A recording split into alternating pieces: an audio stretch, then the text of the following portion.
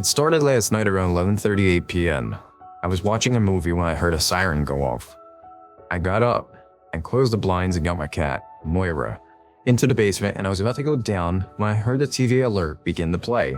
All residents of Cal Haven remain indoors at all times. Do not leave. Do not open doors. Do not open windows and remain calm. Repeat. All residents of Cal Haven remain indoors at all times. Do not leave. Do not open doors. Do not open windows and remain calm.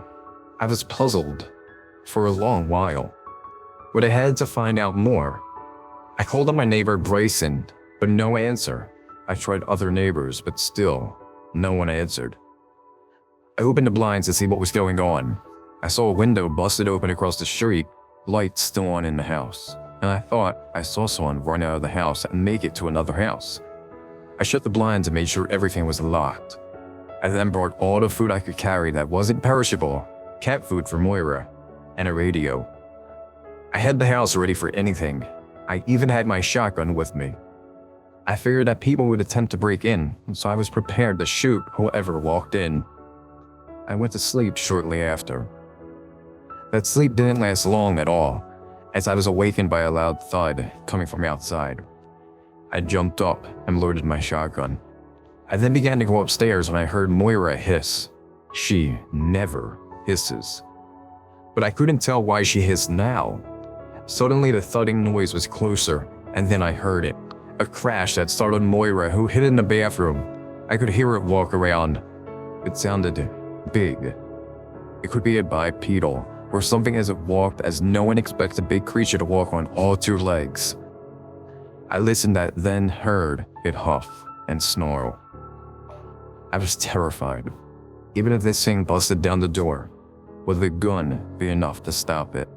Then the siren blasted, and the creature stormed out of the house. I got the idea to run up the stairs and assess the damage. The door was off its hinges, and claw marks all over the floor from the front to the kitchen. I noticed some random things out of place. My coffee pot was on the table. My microwave door was open. The fridge was wide open, and my picture of my girlfriend, it was broken. I looked outside, shotgun at the ready, when another siren blasted. My ears rang as it did so. I winced in pain. As the sirens blasted, I heard a scream. It was Miss Doris. I ran outside, but then hid when I saw the creatures lurking over her. Doris was trying to crawl away from the creature, but it seemed to be playing with her by running up to her and then fake her out by snapping its jaw. The creature was big. It had two big claws on its hands. It was dark gray with splotches of brown or black. It had 3 eyes, no nose, and its teeth jutted out. It finally ate Miss Doris. By hitting her in half and leaving Ellen the torso behind, I quickly ran back to the basement and barricaded the door. I can't explain everything else that happened in detail, because when it happened, it was a blur. I was in the basement for 4 days. The sirens still blasted, and the creature came back a few times, but never too long. I nearly got caught trying to grab more food, in case I had to be down there any longer. I got cut by one of the claws. It hurt like hell, and it stung. Luckily, I was able to patch myself up, but the pain wasn't going away. I was slowly getting weaker when suddenly the barricade to my door was busted open.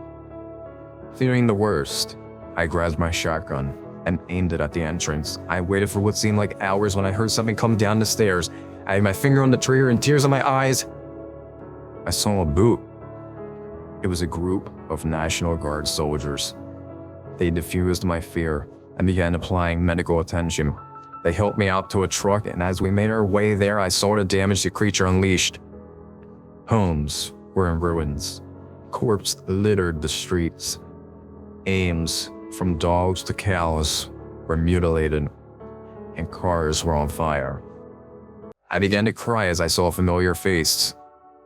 It was my girlfriend. She was covered in blood, and she was missing her lower portion of her body. I don't know how long she had been there, but I didn't want to know. I only hoped that she was at peace. One soldier got Moira for me, and I thanked him, but remained silent as more sirens blasted as we sped away from my home, away from what would have been my tune.